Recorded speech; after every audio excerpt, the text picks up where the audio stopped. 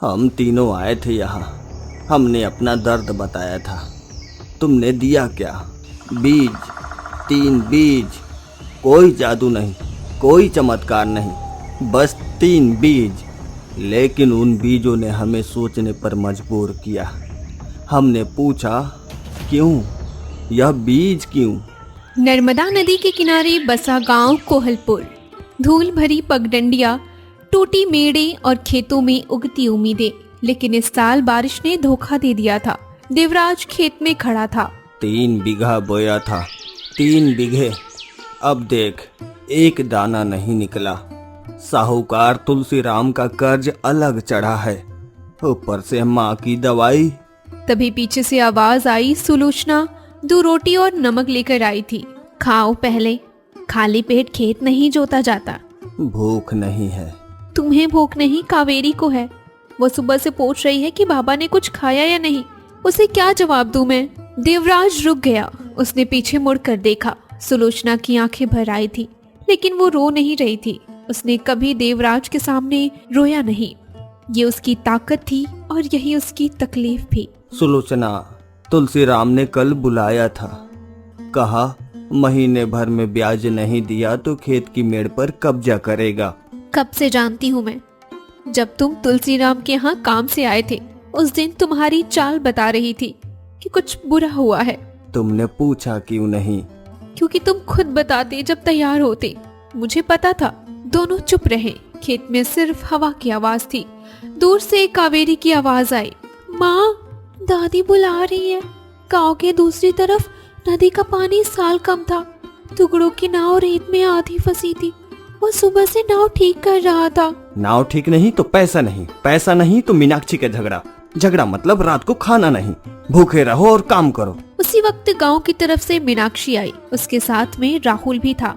सुनो, मास्टर जी ने कहा है राहुल की फीस नहीं भरी तो उसका नाम काट देंगे। कब तक का वक्त दिया है?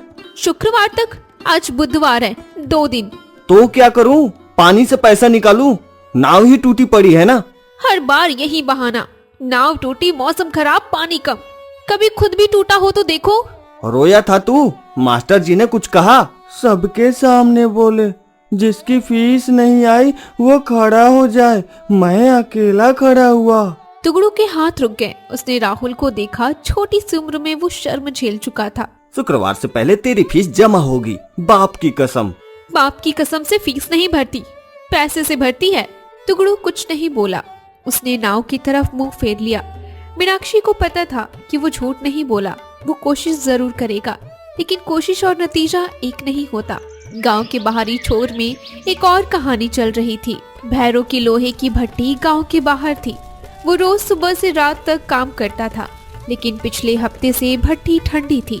बाप मक्खन बीमार था। भैरव दिन में भट्टी, रात को बाप की सेवा। भैरव समारू आया था आज। क्या कहा उसने? कह रहा था बाप के नाम पर जो 2 बीघे जमीन है उसका बंटवारा करो। कहता है तुम अकेले सब हड़प लोगे। उसे क्या पड़ी है जमीन की? जब बाप बीमार था तब कहाँ था? मैंने अकेले दवाई कराई, अकेले रातें जागा। बेटा, बड़े भाई से लड़ मत। वो लड़ाई के लिए नहीं आया, वो लेने आया है। फर्क समझो। मक्खन चुप रहे। उनकी आंखों में कुछ था, शायद पछतावा। उन्हें पता था कि भैरव सही कह रहा था, लेकिन माँ बाप के लिए दोनों बेटे बराबर होते हैं, चाहे ये कितना भी गलत क्यों ना हो।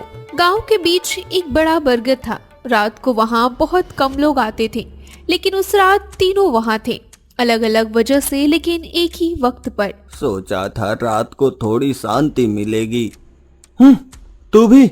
मैं तो सोच रहा था अकेला हूँ इस वक्त। तकलीफ आदमी को रात को बाहर निकालती है। तभी भट्टी की तरफ से भैरव आया। अरे तुम दोनों भी? बरगद का पेड़ दुखियों को खींचता है। तीनों बैठ गए। देर तक चुप रहे। फिर एक एक करके बातें निकली। कर्ज, फीस, भाई का धोखा, बाप की बीमारी, घंटों बातें हुई। यार हम तीनों की जिंदगी एक जैसी क्यों है? मेहनत करते हैं फिर भी पैर जमीन से नहीं उठता। क्योंकि हम गलत जगह मेहनत कर रहे हैं, या शायद किस्मत ही खराब है। किस्मत नहीं, रास्ता नहीं मिल रहा, बस इतना। सुना है नर्मदा के उस पार जंगल में एक पुराना कुआं है। लोग कहते हैं वहाँ एक घड़ा है जो जो जवाब देता है। जवाब देता है यानी बोलता है। मेरी माँ कहती थी कि जो सच्चे मन से उस घड़े के पास जाए उसे अपना रास्ता मिल जाता है। अरे तो जंगल में रात को जाएगा कौन? हम तीनों। नाव से नदी पार की जंगल घना था। रास्ते में झाड़ियां, पत्थर, जानवरों की आवाजें। टुगड़ू आगे था क्योंकि नाव उसी की थी। देवराज बीच में, भैरव पीछे। वो देखो रोशनी, कुआं वही है। रुको पहले देखो कोई है वहाँ। जंगल के बीच में सच में एक पुराना कुआं था। उसके पास एक मिट्टी का घड़ा रखा था, बड़ा काला पुराना। घड़े पर पुरानी लिपि में कुछ लिखा था जो पढ़ा नहीं जा सकता, लेकिन घड़ा चमक रहा था। हल्की सी नीली रोशनी। तीनों रुक गए। यह असली है। माँ ने कहा था घड़े से कुछ मत मांगो, बस अपना सबसे बड़ा दर्द बोलो। ठीक है बोलता हूँ। देवराज ने घड़े के पास बैठकर आंखें बंद की और धीरे से बोलने लगा। मेरा खेत सूख गया, कर्ज है, माँ बीमार है, सुलोचना हर रोज लड़ती है क्योंकि उसके पास और कोई रास्ता नहीं। मेरी बच्ची कावेरी एक बार बोली थी, बाबा क्या हम गरीब हैं? मैं जवाब नहीं दे सका। घड़े की रोशनी एक बार तेज हुई, फिर धीमी हो गई। कुछ नहीं हुआ, लेकिन देवराज की आंखों में आंसू थे। हटो मेरी बारी। टुगड़ू ने घड़े को हाथ लगाया। मीनाक्षी मुझ पर भरोसा नहीं करती। राहुल आज शर्मिंदा हुआ स्कूल में। मैं मलाह हूँ, नाव चलाना मेरा काम है, लेकिन जब नाव ही नहीं रही तो मैं क्या करूँ? मुझे बताओ क्या करूँ? घड़े से इस बार एक अजीब आवाज आई, जैसे पानी में कक्कड़ गिरा हो। टुगड़ू पीछे हट गया। यह कुछ बोला। अब मेरी बारी। मेरे बाप मर रहे हैं, मैं रोज देखता हूँ उन्हें दर्द में। दवाई के पैसे नहीं, और ऊपर से मेरा बड़ा भाई समारू, उसे बाप नहीं चाहिए, जमीन चाहिए। मैं क्या करूँ जब मेरा ही खून मुझे धोखा दे? इस बार घड़े की रोशनी सबसे तेज हुई और फिर एकदम बंद हो गई। कोई नहीं बोला। घड़ा अब बस एक साधारण मिट्टी का बर्तन लग रहा था। कुछ नहीं हुआ है, चलो वापस। रुको। घड़े के नीचे कुछ था, एक छोटा पुराना कपड़ा। उसने उठाया। कपड़े में 3 बीज बंधे थे। 3 बीज? क्या है यह? एक एक हमारे लिए। देवराज घर आया। रात के 2 बज रहे थे। सुलोचना जाग रही थी।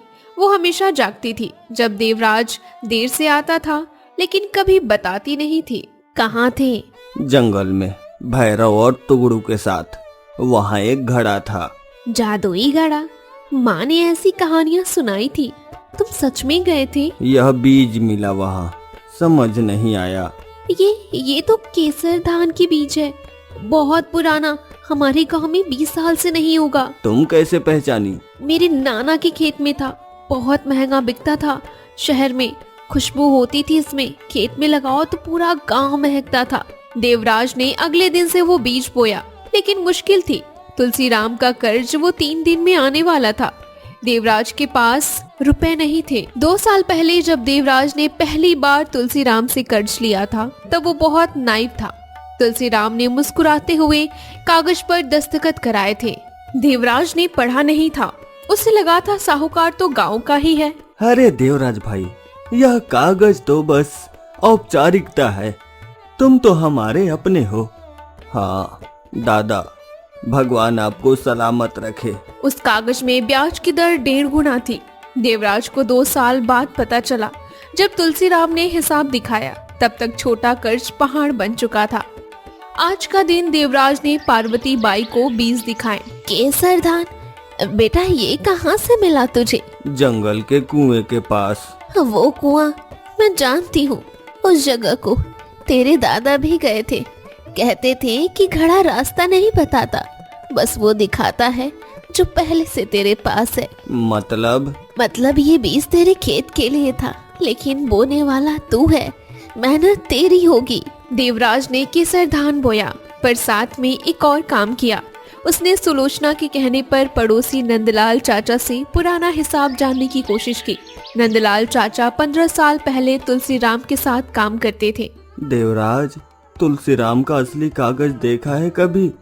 उसके पास जमीन का वो पुराना पट्टा है जो तेरे बाप ने गिरवी रखा था, लेकिन कर्ज चुका गया था, पट्टा वापस नहीं हुआ। क्या? कब? तुलसीराम ने कागज दबा लिया, तू कभी पूछने नहीं गया। देवराज रात को नहीं सो सका। उसका मतलब था कि उसके बाप का कर्ज चुक गया था और तुलसीराम ने नया जाल फैलाया था। लेकिन अब केसर धान बोया जा चुका था। अगर वो बिका तो कागज के लिए लड़ाई लड़ी जा सकती थी। तुगड़ू का बीज अलग था, छोटा, हरा लेकिन चमकीला। उसने भैरों को दिखाया। यह बीज तो किसी पेड़ का लगता है। मैं मलाह हूँ, पेड़ का बीज मुझे क्यों? तुगड़ू ने बीज अपनी नाव के पास मिट्टी में दबा दिया। समझ नहीं आया तो वहीं रख दिया। अगले दिन उसने नाव ठीक करने की कोशिश की। लकड़ी का तख्ता पुराना था, उसके पास पैसे नहीं थे। वो बाजार जाने वाला था, तब पीछे से आवाज आई, तुगड़ू, यह तख्ता मेरे पास है, पड़ा पड़ा सड़ रहा था, ले जा। हैं? मुफ्त में क्यों? पिछले साल तूने मेरी बेटी को बिना पैसे लिए नदी पार कराई थी, मुझे याद है। तुगड़ू को याद आया, 1 साल पहले गोपाल की बेटी की तबीयत खराब थी। रात को नदी पार करनी थी, उसके पास पैसे नहीं थे। तुगड़ू ने बिना सोचे नाव खोल दी थी। हाँ, वो तो बस उस वक्त जरूरत थी। नेकी का हिसाब देर से आता है, लेकिन आता जरूर है। नाव ठीक हो गई। तुगड़ू ने नदी पार लोगों को ढोना शुरू किया। फीस के पैसे जमा हो गए बुधवार की रात तक। लेकिन असली मुश्किल मीनाक्षी के साथ थी। रात को जब तुगड़ू फीस के पैसे लाया। कहाँ से आए? नाव से लोगों को ढोया। और वो बीज? जंगल में गए थे ना, क्या मिला तुम्हें? एक बीज नाव के पास मिट्टी में दबा दिया। रात को जंगल गए, जादुई घड़ी की कहानी लेकर आए और बीज मिट्टी में दबा दिया। तुम कब बड़े होगे? मीनाक्षी, फीस के पैसे हैं सामने। राहुल कल स्कूल जाएगा, बाकी बातें बाद में। मैं डरती हूँ, बस इसलिए लड़ती हूँ, समझते हो? हाँ, अब समझा। उस रात दोनों पहली बार बिना झगड़े के सोए। राहुल भी। 2 हफ्ते बाद नाव के पास जो बीज दबाया था, वहाँ से एक पौधा निकला था, छोटा, मजबूत। तुगड़ू हर दिन उसे पानी देता। 1 महीने से वो पौधा जड़ पकड़ चुका था। भैरों का बीज तांबे के रंग का था, जैसे लोहे की भट्टी का आंच। भैरो समझ गया था। उसने वो बीज अपनी भट्टी की आंच के पास रखा। यह बीज मेरे लिए है, लोहे के लिए, मेरी मेहनत के लिए। अगले दिन सोमारू आया। इस बार मक्खन के पास नहीं, सीधे भैरो के पास। भाई, वो जमीन का कागज बाप के नाम पर है ना? मैं बस अपना हिस्सा मांग रहा हूँ। बाप जब तक जिंदा है, जमीन उनकी है। सुनो भाइयों, मैंने वकील से बात की है, जमीन दोनों के नाम होनी चाहिए। वकील से बात की? बाप की देखभाल नहीं की, दवाई नहीं दी, एक रात नहीं जागे और वकील से बात करने का वक्त मिल गया। मेरे पास पैसे नहीं थे। मेरे पास भी नहीं थे, मैंने कर्ज लेकर दवाई कराई। कर्ज, समझे? और तू जमीन मांगने आया है? सोमारू बिना जवाब दिए चला गया। भैरो ने जो तांबे का बीज रखा था भट्टी के पास, 1 हफ्ते बाद एक रात बीज गर्म हो गया। हाथ में लिया तो झनझनाहट महसूस हुई। भैरो ने देवराज को बताया, यह तो किसी धातु जैसा है। मुझे लगा था यह लोहे का रास्ता दिखाएगा, लेकिन एक काम और करना है। बाप की जमीन बचानी है। नंदलाल चाचा ने मुझे कागजों की बात बताई थी। क्या सोमारू के पास कोई झूठा कागज है? झूठा कागज कैसे पता करें? 6 हफ्ते बाद देवराज का केसर धान उग गया था, हरा, घना, खुशबूदार। लोग पूछते थे कि ये क्या है। सुलोचना ने हिसाब लगाया था, अगर अच्छा बिका तो तुलसीराम का कर्ज चुकाने के बाद भी कुछ बचेगा। तुगड़ू की नाव ठीक थी, पैसे आ रहे थे। मीनाक्षी का व्यवहार बदला था, झगड़े कम, बातें ज्यादा। वो नाव के पास आने लगी थी राहुल को लेकर। भैरों की भट्टी तेज चल रही थी। उसने नई तकनीक से औजार बनाए। पास के गांव वाले भी खरीदने आने लगे, लेकिन सोमारू का मामला अभी सुलझा नहीं था। देवराज, तेरे खेत की खुशबू दूर तक जाती है। सुलोचना ने पहचाना था बीज को, उसके बिना यह नहीं होता। भाई लोग, मुझे एक काम में मदद चाहिए। बोल। सोमारू कह रहा है बाप ने उसके नाम कागज पर दस्तखत किए, लेकिन बाप कहते हैं उन्होंने ऐसा कोई कागज नहीं देखा।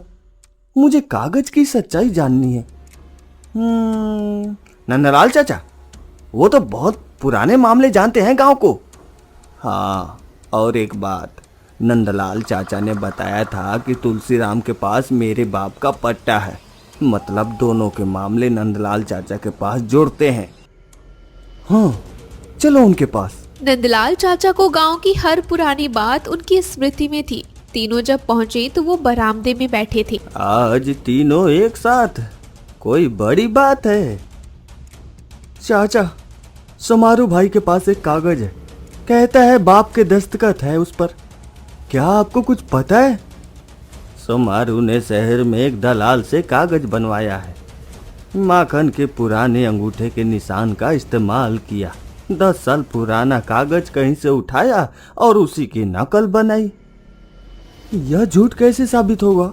देवराज, तेरे बाप का पट्टा तुलसीराम के पास है और माखन की जमीन का असली दस्तावेज मेरे पास है। तीनों एकदम चुप हो गए। तुम्हारे पास है? माखन ने मुझे दिया था जब वो बीमार पड़े थे।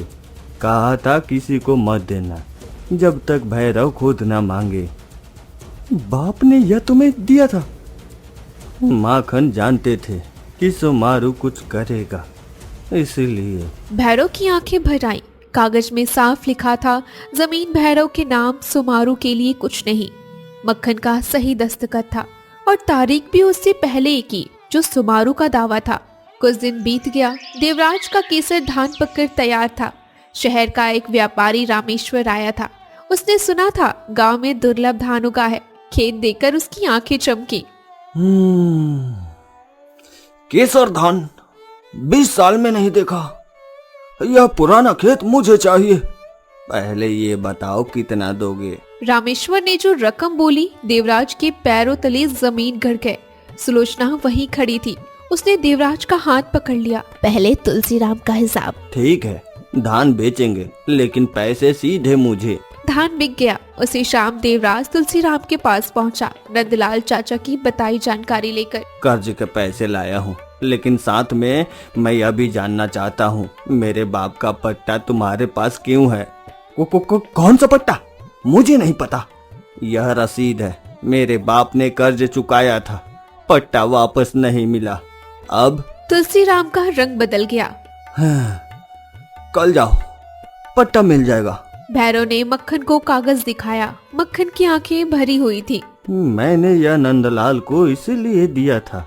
मुझे पता था सोमारू कुछ न कुछ जरूर करेगा। मुझे पहले क्यों नहीं बताया? क्योंकि मुझे डर था कि तुम दोनों भाई लड़ोगे। मैं वो नहीं देख सकता था। सोमारू मेरा भाई है, लेकिन जो उसने किया वो माफ नहीं होगा। उसे जाने दो, जमीन तुम्हारी है। बस रोज मुझसे मिलने आना, बस इतना। भैरव अपने बाप के पास आया। देर तक कुछ नहीं बोला। कमरे में सिर्फ दीपक की रोशनी थी। अगले दिन सोमारू आया, कागज लेकर जो झूठा था। भैरव ने दरवाजा खोला। भाई, साइन करो, अपनी तरफ से मान लो। सोमारू, बाप का असली कागज नंदलाल चाचा के पास था, मैंने ले लिया। सोमारू का हाथ रुक गया। जाओ, बाप से मिलना हो तो आना, लेकिन जमीन के लिए नहीं। 3 महीने बाद नाव के पास जो बीज तुगड़ू ने बोया था, उसका पेड़ खड़ा हो गया। छोटा लेकिन मजबूत। उसकी जड़ें नदी की मिट्टी में गहरी थी। बाबा, यह पेड़ क्यों लगाया यहाँ? ताकि जब नाव की छाव ना हो तो पेड़ की हो। मतलब? और मतलब एक काम हमेशा काफी नहीं होता। एक रास्ता बंद तो दूसरा होना चाहिए। मीनाक्षी पास खड़ी थी। उसने कुछ नहीं कहा, लेकिन उसके चेहरे पर जो था वो आलोचना नहीं था। एक रात देवराज अकेले उस जंगल की तरफ निकला। सुलोचना को पता था। हम तीनों आए थे यहाँ, हमने अपना दर्द बताया था। तुमने दिया क्या? बीज, 3 बीज। कोई जादू नहीं, कोई चमत्कार नहीं, बस 3 बीज। लेकिन उन बीजों ने हमें सोचने पर मजबूर किया। हमने पूछा क्यों, यह बीज क्यों? तब जाकर सुलोचना ने पहचाना। नंदलाल चाचा याद आए, गोपाल बढ़ई का एहसास याद आया। शायद इसीलिए तुमने बीज दिए, ताकि हम रुके, सोचें और उन लोगों को याद करें जो पहले से हमारी मदद कर सकते थे। हवा चली, कुएं से एक आवाज आई जैसे पानी में कंकड़ गिरे। वही आवाज जो तुगड़ू ने उस रात सुनी थी। देवराज उठा, वापस चला। पगडंडी पर जब मुड़कर देखा, कुएं के पास हल्की रोशनी थी। अगले दिन तीनों बरगद के नीचे बैठे। शाम थी, कावेरी पास में खेल रही थी।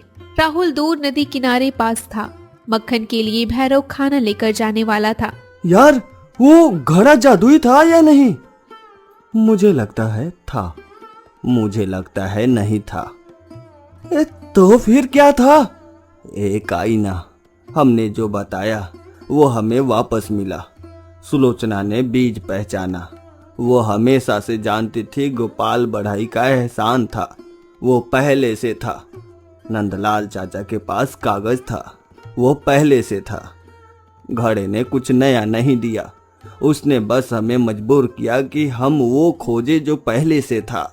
देर तक चुप्पी रही, फिर तुगड़ू हंसा।